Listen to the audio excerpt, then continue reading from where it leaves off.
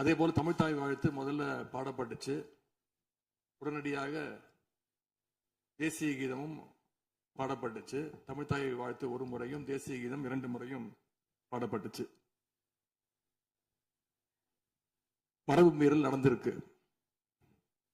இதுவரை கடைபிடிக்கப்பட்டு வந்த மரபை மீறி 2 முறை தேசிய கீதம் பாடப்பட்டிருக்கு. இதே கோரிக்கையை இதற்கு முன்பு இருந்த ஆளுநர் எங்களுடைய ஆட்சி காலத்திலையும் வச்சிருந்தார். ஆனா எங்களுடைய தலைவர் அப்பொழுது மிக உறுதியாக இருந்து இந்த அவையுடைய இறையாண்மையை நாங்க பாதுகாத்திருக்கிறோம். பதவியேற்பு தான் ஆளுநர் மாளிகையில நடந்துச்சு. அங்க அவர் கேட்டுக்கொண்டபடி தேசிய கீதம் வந்தே மாதரம் எல்லாம் பாடினாங்க. ஆனா இப்போ ஆளுநர் உரை மக்களால் தேர்ந்தெடுக்கப்பட்ட பிரதிநிதிகள், சட்டமன்ற உறுப்பினர்கள் நாம பணி செய்கின்ற இந்த சட்டமன்றத்தில் தான் வாசிக்கப்பட்டிருக்கு. இது நம்மளோட டெரிட்டரி. இந்த நம்மளுடைய டெரிட்டரிய ஏன் ஆளுநர்கிட்ட கொடுக்கிற அளவுக்கு இங்க என்ன காம்ப்ரமைஸ் நடந்துச்சு அப்படின்னு மக்கள் கேட்க ஆரம்பிச்சிருக்காங்க. மாண்பு உறுப்பினர், ஆளுநர் உரையாற்ற வந்தபோது தமிழ்த்தாய் முதல்ல பாடப்பட வேண்டும் என்கின்ற இந்த அரசின் உறுதியான கொள்கையில் நாங்கள் நின்றோமா, இந்த அவை நின்றதா என்பதை நீங்கள் முதல்ல பார்க்க வேண்டும். நாட்டுப்பண் 2 முறை பாடியதில் என்ன தவறு என்று எனக்கு தெரியவில்லை. நாட்டுப்பண் 2ஆம் முறை பாடிய தவறு என்று நீங்கள் சொல்ல வருகின்றீர்களா? அப்படி தவறு என்றால் அது எந்த அடிப்படையில் தவறு என்று சொல்ல வருகிறீர்கள்? நமக்கு வேண்டியது நம்முடைய தாய்மொழிக்கு முக்கியத்துவம் தர வேண்டும், உறுதியாக நிற்க வேண்டும். இந்த அரசு எந்த சர்ச்சையும் ஏற்படுத்தாமல் நிதானமாக உறுதியாக தாய் தமிழ்தான் எங்களுக்கு அடிப்படை என்பதை வைத்து தமிழ்த்தாய் வாழ்த்தை பாட வைத்தார்களா இல்லையா? அந்த தமிழ்த்தாய் வாழ்த்தை பாட முடியாமல் வேறு விதமாக இந்த அவை திசை திருப்பப்பட்டு பல்வேறு பிரச்சனைகளுக்கெல்லாம் ஆளான காரணங்களை எல்லாம் 22ஆம் ஆண்டு பார்த்தோம், 23 பார்த்தோம், 24 பார்த்தோம், 25 பார்த்தோம், 26 பார்த்தோம். இந்த ஆண்டு தமிழ்த்தாய் வாழ்த்தை முதலில் பாட வைத்து தேசிய கீதத்தை 2 முறை பாடியதில் எந்த தவறும் இருப்பதாக நாங்கள் கருதவில்லை. அப்படி பாடியது தவறு நீங்களும் கருதிடக்கூடாது என்று நான் சொல்ல விரும்புகின்றேன். பேரவைத் தலைவர் அவர்களே, நாங்கள் கேட்டுக்கொண்டதுபடி தமிழ்த்தாய் வாழ்த்து முதல்ல ஒரு வாட்டி பாடிட்டீங்க. பொதுவாக இந்த அவையில் இருக்கக்கூடிய மரபு கடந்த காலங்களில், கடந்த ஆட்சி காலங்களில் தமிழ்த்தாய் வாழ்த்து ஒரு முறையும் நிகழ்ச்சி முடிஞ்சோடனே தேசிய கீதம் ஒரு முறையும் தான் பாடப்பட்டு நிகழ்ச்சிகள் முடியும். ஆனால் இந்த முறை நாங்கள் கேட்பது ஏன் 2 முறை தேசிய கீதம் பாடப்பட்டது அப்படிங்கிறது மட்டும்தான் எங்களுடைய கேள்வி. அப்படின்னா தமிழ்த்தாய் வாழ்த்தையும் 2 முறை நீங்கள் பாட சொல்லி உங்களுடைய ஆளுநர்கிட்ட நீங்க ஒரு கோரிக்கை வச்சிருந்திருக்கலாம். அது இங்க பேசும்போது உறுப்பினர்கள்லாம் ஆளுநர் அவ்வளவு மகிழ்ச்சியாக இருக்கிறாங்கன்னு சொல்லி ஆளுநரை விட நீங்கெல்லாம் ரொம்ப மகிழ்ச்சியா இருக்கிறீங்க. தமிழ்த்தாய் வாழ்த்தை ஆளுநர் முன்னாடி நாங்க பாடி காட்டிட்டோம் அப்படின்னு பெருமை பொங்கு இங்க எல்லாம் பேசிக்கிட்டு இருக்கிறீங்க. நீங்க சொல்றதை பார்த்தா தமிழ்த்தாய் வாழ்த்தை விட ஆளுநர் தான் உங்களுக்கு முக்கியம் அப்படிங்கிற எண்ணம் எங்களுக்கு ஏற்படுது, மக்களுக்கும் ஏற்பட்டுக்கிட்டு இருக்கு. பொதுப்பணித்துறை அமைச்சர். மாண்புமிகு பேரவைத் தலைவர்களே, தமிழ்த்தாய் வாழ்த்து எங்களுடைய முதல்வருக்கு உயிருக்கு எந்த அளவிற்கு முக்கியமோ அதே அந்த அளவுக்கு நாங்கள் முக்கியத்துவம் தருவோம். மாண்புமிகு எதிர்க்கட்சி தலைவர் அவர்கள் எதிர்க்கட்சி நாங்களும் பேச விட மாட்டோம். நீங்க ஒத்துழைப்பு கொடுக்கலன்னா நாங்களும் பேச விட மாட்டோம். அமைச்சர், தமிழக அரசுடைய ஸ்டாண்ட நாங்க பேசுறோம். எங்களுக்கும் குரல் கொடுக்க தெரியும். இந்த அவை மாண்பை நாங்களும் பாதுகாக்கிறோம். மாண்புமிகு எதிர்க்கட்சி சொல்லக்கூடிய நோக்கம் தமிழக மக்களுக்கு தவறுதலா சொல்லக்கூடாதுங்கிற பதிவை நாங்கள் செய்கிறோம். எங்களுடைய முதலமைச்சருடைய எண்ணம் என்ன, தமிழக மக்களுடைய எண்ணமோ அதுதான் எங்களுடைய முதலமைச்சருடைய எண்ணம். கடந்த 3-4 வருடங்களாக தமிழ்த்தாய் வாழ்த்து இங்க பாடப்படல. ஆளுநரை எதிர்த்தீர்கள், வெளிநடப்பு தவறு, செய்தீர்கள். தவறு, தவறு, தெரியும். மாண்புமிகு அமைச்சர் தவற ஒரு நிமிஷம், ஒரு நிமிஷம். தவறா- ஆளுநர் நாங்கள் நான் சொல்வது திருத்துறேன், நான் திருத்துறேன். நான் பேசுறேன், நான் பேசி முடிக்கிறேன். ஆளுநர் முன்பு நான் பேசி முடிச்சேன். ஆளுநர் முன்பு இல்ல மாண்புமிகு அமைச்சர் அவர்கள் ஒண்ணு தமிழ்த்தாய் வாழ்த்து பாடப்பட்டது. இல்ல இல்ல நான் சொன்னது, நான் கருத்து என்னன்னா ஆளுநர் முன்பு பாடப்பட்டது கிடையாது. அதுதான் நான் சொல்ல வரேன். நான் பேசிடுறேன். நான் பேசிடுறேன். ஆளுநர் புறக்கணித்தார், அதற்கு பின்பு பாடப்பட்டது. ஒரு நிமிஷம் நான் பதிவு பண்ணி, ஒரே நிமிஷம் நான் பதிவு பண்ணிடுறேன். நான் எங்களுடைய பதிவை நாங்க பதிவு பண்ணிடுறோம். அதுல சொன்ன வார்த்தைகள் எங்களுக்கு கஷ்டமா இருந்துச்சு. காம்ப்ரமைஸ்ங்கிற வார்த்தை எங்களுக்கு கடினமா இருந்துச்சு. நாங்க திருப்பியும் நாங்க பதிவு பண்ணிக்கிறோம். எந்த விதமான காம்ப்ரமைஸும் கிடையாது. தமிழ்த்தாய் வாழ்த்தை முதலில் பாடப்பட்டது எங்களுடைய முதலமைச்சருடைய வெற்றி, தமிழக மக்களுடைய வெற்றிங்கிறத நாங்க பதிவு பண்ணி, எந்த காம்ப்ரமைஸும் இங்க நடக்கல. அதை நாங்க பதிவு பண்ணிக்கிறோம். தலைவர்களே, நாங்க மீண்டும் அதான் கேட்கிறோம். தமிழ்த்தாய் வாழ்த்து ஒரு முறை பாடிட்டீங்க, அதுக்கு வாழ்த்துக்கள். ஏன் தேசிய கீதம் 2 முறை பாடப்பட்டுச்சு? அப்ப ஆளுநர்கிட்ட நீங்க கோரிக்கை வச்சிருக்கனால நீங்க தேசிய கீதம் 2 முறை பாட பண்ணணும்னா நாங்க தமிழ்த்தாய் வாழ்த்து 2 முறை இல்ல 3 முறை நாங்க போடுவோம்னு சொல்லி அதை நீங்க செஞ்சு காட்டிருக்கணும். அதுதான் நான் கேட்கிறேன். உங்களுக்கு இப்ப ஆளுநர் முக்கியமா, தமிழ்த்தாய் வாழ்த்து முக்கியமா அப்படிங்கறத நான் இந்த அரசுகிட்ட நான் கேட்க விரும்புறேன். ஆட்டுக்கு தாடியும் நாட்டுக்கு ஆளுநரும் தேவையில்லைன்னு சொன்னவர் பேரறிஞர் அண்ணா அவர்கள். அவரை உங்க கொள்கை தலைவர் லிஸ்ட்ல அட்டாச்சும் பண்ணியிருக்கிறீங்க. ஆனா இன்னைக்கு ஆளுநரை தலையில வச்சு கொண்டாடிட்டு இருக்கீங்க. நான் கேட்க விரும்புவது, நீங்க எல்லாம் சேர்ந்து மாண்புமிகு எதிர்கட்சி தலைவர் அவர்களுக்கு ஒன்று சொல்றேன். ஆளுநருக்குரிய மரியாதை மட்டும்தான் தரப்பட்டது. யாரையும் தலையில வைத்து கொண்டாட வேண்டிய அவசியம் இந்த அரசுக்கு இல்லை. இந்த அவையை பொறுத்த வரைக்கும்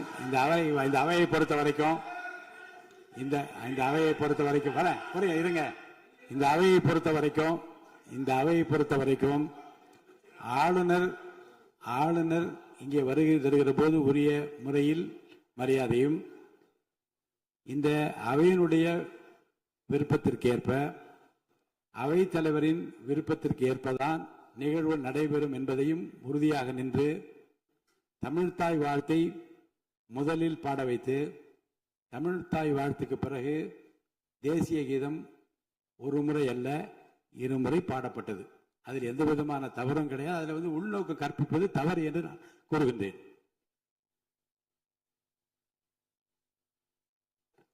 மாண்புமிகு பேரவைத் தலைவர் அவர்களே, கல யதார்த்தத்துக்கும் ஆளுநர் உரைக்கும் மிகப்பெரிய வித்தியாசம் இருக்கின்றது. மிகப்பெரிய வேறுபாடு எங்களுக்கு தெரிகின்றது. ஆளுநர் உரை என்பது அரசனுடைய கொள்கைகளை, திட்டங்களை, விஷன் அண்ட் மிஷன் ஸ்டேட்மெண்ட் அப்படின்னு சொல்லுவாங்க. அதன்படி அமைந்திருக்க வேண்டும். ஆனா இந்த அரசனுடைய ஆளுநர் உரையில இருக்கக்கூடிய அனைத்து கண்டென்ட்டுமே ஆளுங்கட்சியினர் சோசியல் மீடியால ரீல்ஸ் போடுறதுக்கு உதவுமே தவிர ரியல் பிரச்சனைகளுக்கு கை கொடுப்பதாக, உதவுவதாக, எந்த சொல்யூஷனும் தருவதாக எங்களுக்கு தெரியவில்லை. வழக்கமாக எதிர்க்கட்சி தலைவர்கள், எதிர்க்கட்சிகள் ஆளுங்கட்சிகளுடைய நிறை குறைகளை பேசுறது வழக்கம். அதுதான் எதிர்க்கட்சியுடைய பொறுப்பு, அதுதான் கடமை. ஆனா இப்ப இருக்கக்கூடிய ஆளுங்கட்சியை விமர்சனம் செய்யறதுல முந்தைய எதிர்க்கட்சிகளை விட எங்களுக்கு அதிக பொறுப்பும் அதிக உரிமையும் இருக்கு அப்படின்னு நாங்க நம்புறோம். அதுக்கு காரணம், எங்களுடைய கூட்டணி கட்சியாக இருந்து எங்களுடைய உடன்பிறப்புகளுடைய வாக்குகளை வெற்றி பெற்றவர்களுடைய ஆதரவுல தான், எங்களுடைய தயவுல தான் இன்னைக்கு இந்த அரசு நடந்துகிட்டு இருக்கு என்பதை நீங்கள் கருத்துக் கொள்ள வேண்டும்.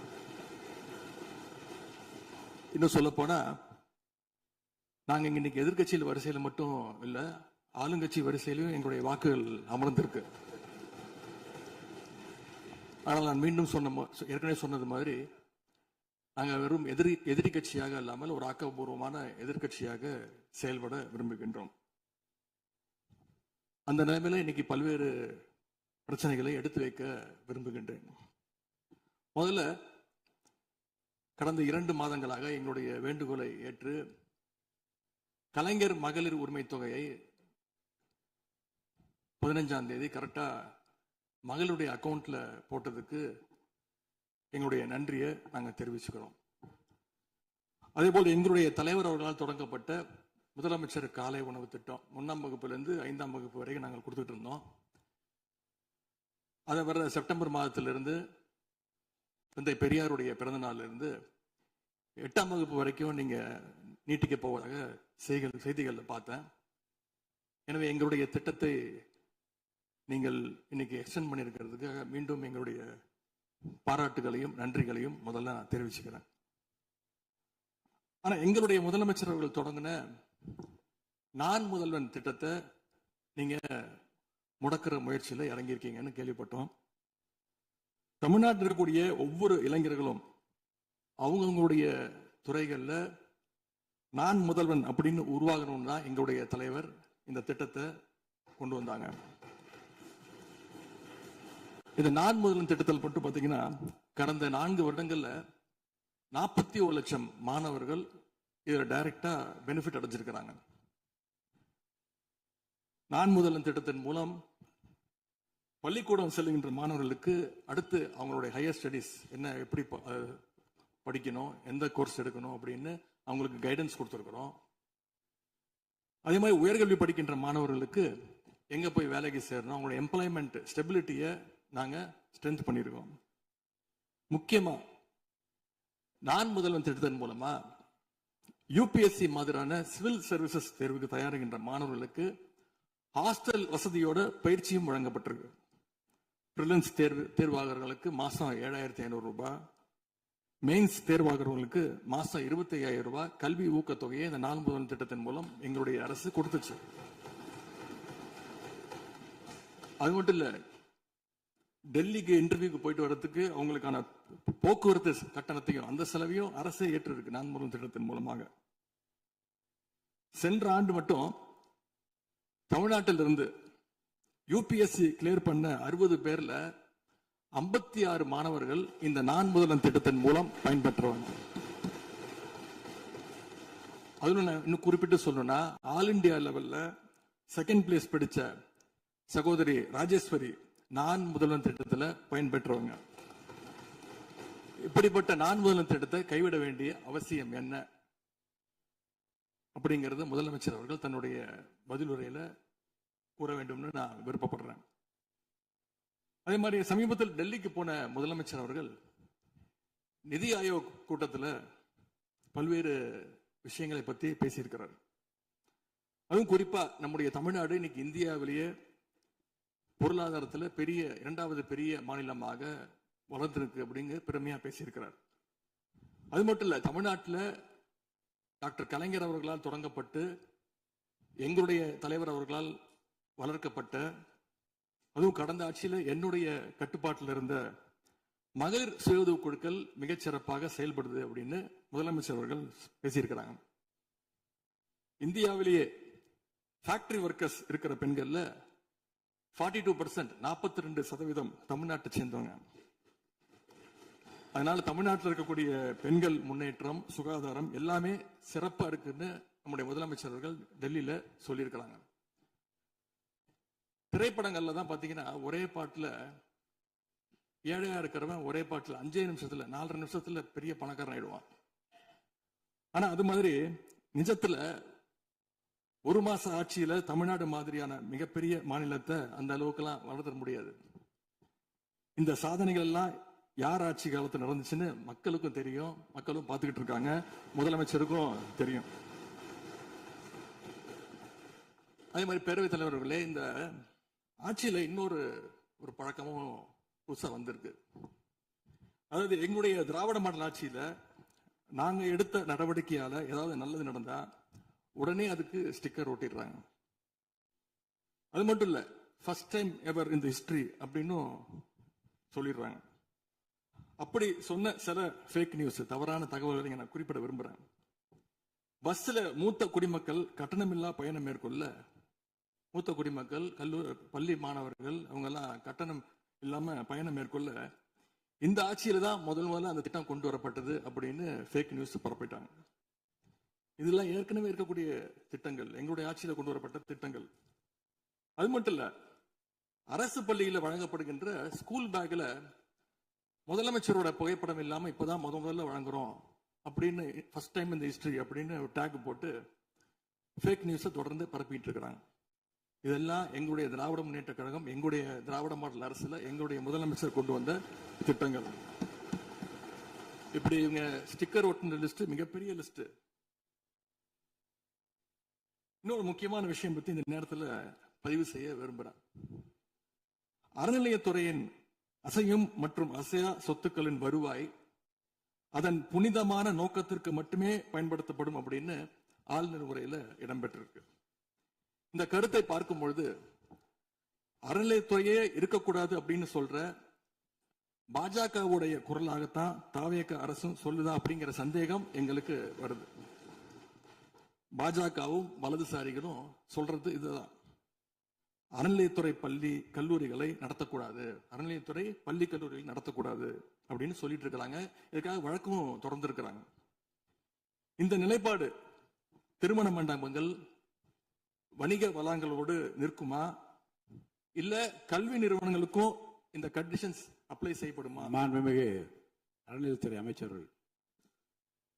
மாண்புமிகு பேரவைத் தலைவர் அவர்களே, மாண்புமிகு தமிழ்நாடு முதல்வர் அவர்களே, அறநிலைத்துறையை பொறுத்த வரைக்கும் கோவில்களின் வருமானம் கோவில்களில் வரக்கூடிய பக்தர்களுக்காக செலவிடப்படும் என்பதை நம்முடைய ஆளுநர் உரையில் இடம்பெற்றதுதான் அதோடைய சாராம்சம்.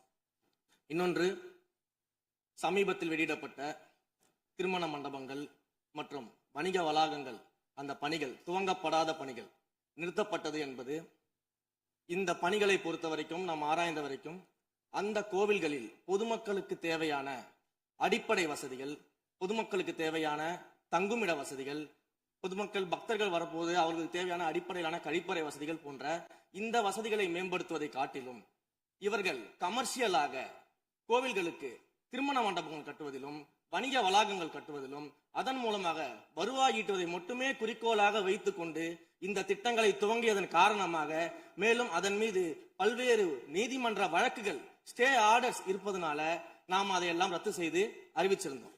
இதற்கு ஒரே ஒரு உதாரணமாக, எந்த அளவிற்கு கோவில்களை கமர்ஷியலாக மாற்றுவதற்கு கடந்த ஆட்சி காலத்தில் முயற்சி செய்து கொண்டிருந்தார் என்பதற்காக ஒரே ஒரு சிறிய உதாரணத்தை மட்டும் சொல்லிடுறேன்.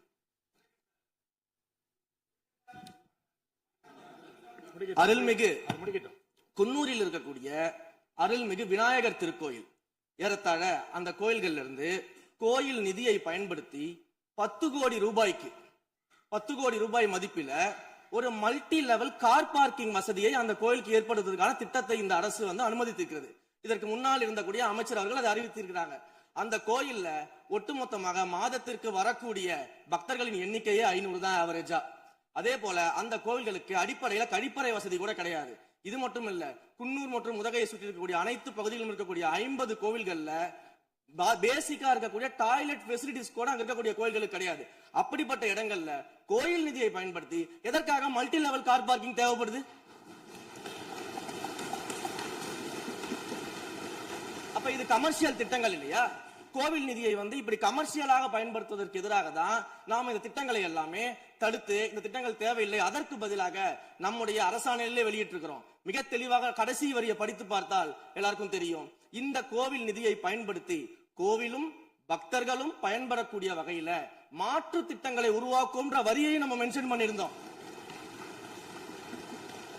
எந்த இடத்திலையுமே மக்கள் பயன்படக்கூடிய கல்வி நிலையங்களையோ இல்ல இது போன்ற மருத்துவ வசதிகளையோ நாம செய்து தரமாட்டோம்னு சொல்லல. இன்னும் சொல்ல போனா, கடந்த 5 ஆண்டுகள்ல ஒன்றிய அரசின் நிதி உதவியோடு பழனியில பாத்தீங்கன்னா ஒரு சித்த மருத்துவமனை கட்டுவதற்கான நிதி உதவியை ஒன்றிய அரசு தருவதற்கு தயாராக இருந்தது.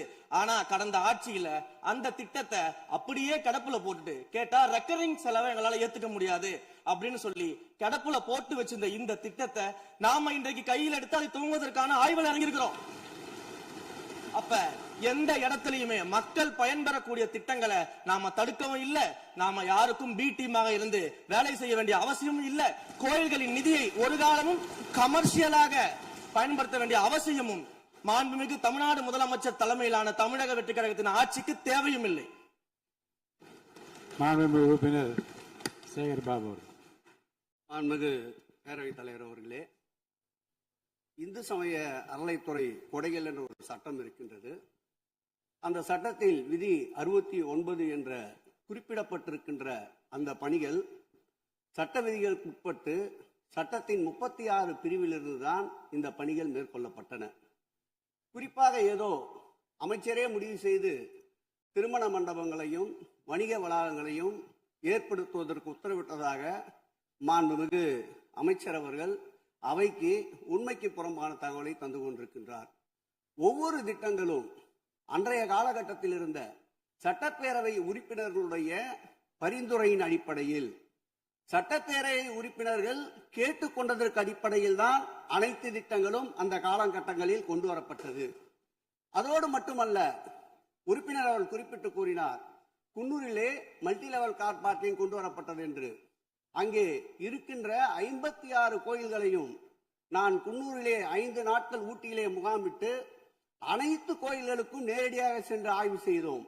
அந்த ஆய்வின் அடிப்படையில் அந்த திருக்கோயில்களுக்கு வருகின்ற பக்தர்களுடைய அடிப்படை தேவைகளுக்கு வருமானத்தை உயர்த்துவதற்காக குன்னூருக்கு சுற்றுலாவிற்கு வருகின்ற மக்களுடைய வாகனங்கள் போதிய அளவிற்கு பார்க்கிங்களுக்கு இடமில்லாமல் தவிக்கின்ற சூழ்நிலையில் அங்கே மல்டி லெவல் பார்க்கிங் கொண்டு வந்தால் நகராட்சி பரிந்துரையின் அடிப்படையில் வருமானம் பெருகும். அந்த வருமானம் திருக்கோயில்களுடைய மேம்படுத்துகின்ற பணிகளுக்கு உதவும் என்பதற்காகத்தான் அந்த பணிகளை மேற்கொண்டோம் என்பதை மாண்புமிகு அமைச்சர் அவர்களுக்கு இப்போது யார் அறிவுறுத்தி, ஒரு நிமிஷம், யார் அறிவுறுத்தி இந்த அரசாணையை வெளியிட்டிருக்கின்றாரோ அவர்தான் அப்பொழுது ஆணையாளராக இருந்தபோது இதே அறிவுறுத்தின் பேரில் அரசாணையை வெளியிட்டிருக்கிறார் என்பதை பேரவைத் தலைவருக்கு, பேரவைத் தலைவர் வாயிலாக அமைச்சருக்கு தெரிவித்துக் கொள்கிறேன். மேலும் அவர் கூறுவதற்கு எனக்கு பாயிண்ட் ஆஃப் ஆர்டர் பதில் கூறுவதற்கு அனுமதிக்க வேண்டும். மாண்புமிகு பேரவைத் தலைவர் அவர்களே, குன்னூரில் இருக்கக்கூடிய அந்த விநாயகர் கோயிலுக்கு சொந்தமான இடத்துல மல்டி லெவல் கார் பார்க்கிங் அமைப்பதற்கு ஏற்கனவே அங்க இருக்கக்கூடிய நகராட்சி நிர்வாகம் ப்ரப்போசல் வழங்கிய போது அந்த நகராட்சி நிர்வாகத்திடம் நம்முடைய நிலத்தை குத்தகைக்கு கொடுத்து அதன் மூலமாக இருக்கக்கூடிய வருவாயை வைத்துக் கொண்டு நாம் முடிந்த வரையில் நம்முடைய கோயில்களுக்கு தேவையான அடிப்படை வசதிகளை நாம் செய்து கொடுக்கலாம். ஆனால் கோயில் நிதியவே 10 கோடி எடுத்து அங்கு மல்டி லெவல் கார் பார்க்கிங் வந்து எந்த விதமான பொதுமக்களும் பக்தர்களும் கேட்கல. பக்தர்களும் பொதுமக்களும் கேட்பதெல்லாம் கோயிலுக்கு உள்ளே சென்று மனநிறைவோடு தரிசனம் செய்துவிட்டு வெளியே வரும்பொழுது அவர்களுக்கு தேவையான அடிப்படை வசதிகளை தான் பக்தர்கள் கேட்டுக் கொண்டிருக்கிறார்கள். அதை செய்தாலே போதுமானது. மாநில எதிர்கட்சி தலைவர் பேசுகிறீங்க. மாண்பு போதுங்க. நீங்க சொன்னீங்க, விளக்கம் சொல்லி திருப்பி இதை நான் அனுமதிக்க முடியாது. மாண்பு எதிர்கட்சி தலைவர் பேசுங்க. மாண்பு பேரவைத் தலைவர்களை அவை முன்னோர்கள் அதற்கான விளக்கத்தை சொல்லியிருக்கிறார்கள். இந்து அறநிலையத்துறை அமைச்சர் அவர்கள் விளக்கத்தை சொன்னார்கள். நீங்கள் அதற்கும் விளக்கத்தை கேட்டு பதிலளித்திருக்கிறீர்கள். மீண்டும் மீண்டும் அவர் சொல்வதற்கெல்லாம் பதிலளிப்பதற்கு அவை நேரமில்லை. மாண்பு எதிர்கட்சி தலைவர் அவர்கள். மாண்பு பேரவைத் தலைவர்களே, முன்னாள் அமைச்சர், அறநிலையத்துறை அமைச்சர் அதற்கான சரியான விளக்கத்தை கொடுத்திருக்கிறார். இப்போ இருக்கக்கூடிய மாண்பு அமைச்சர் அவர்களும் சில விளக்கங்களை கொடுத்திருக்கிறார். கார் பார்க்கிங் ஃபெசிலிட்டி என்பதும் ஒரு அத்தியாவசிய தேவைதான். அது ஒன்றும் தேவையில்லாத ஒரு, எல்லாருமே இப்போ கார் வச்சிருக்கிறாங்க, கோயிலுக்கு வரவங்க கார்லேயும் தான் வருவாங்க. எனவே அதுவும் ஒரு தேவைப்படுகின்ற ஒரு வசதி தான். நான் கேட்டுக்கொள்வதெல்லாம், எங்களுடைய ஆட்சியில் அறநிலையத்துறை சார்பாக 4 கல்லூரிகளை திறந்திருக்கிறோம். ஆண்டுக்கு 1500 மாணவர்கள் படிச்சுட்டு இருக்கிறாங்க. அதெல்லாம் நீங்க தொடர போறீங்களா, இல்ல அந்த திட்டத்தை கைவிட போறீங்களா அப்படிங்கறத உங்களுடைய நிலைப்பாடு என்ன என்பதுதான். மாண்பு உறுப்பினர் சொல்லிட்டாங்க. அதாவது ஏற்கனவே கல்லூரிகள் மற்ற அமைப்பில் எந்த விதமான தடையெல்லாம் அதையும் நாங்கள் தொடருவோம் என்ற வார்த்தை அவர் பேசும்போது குறிப்பிட்டிருக்கிறார். நன்றி.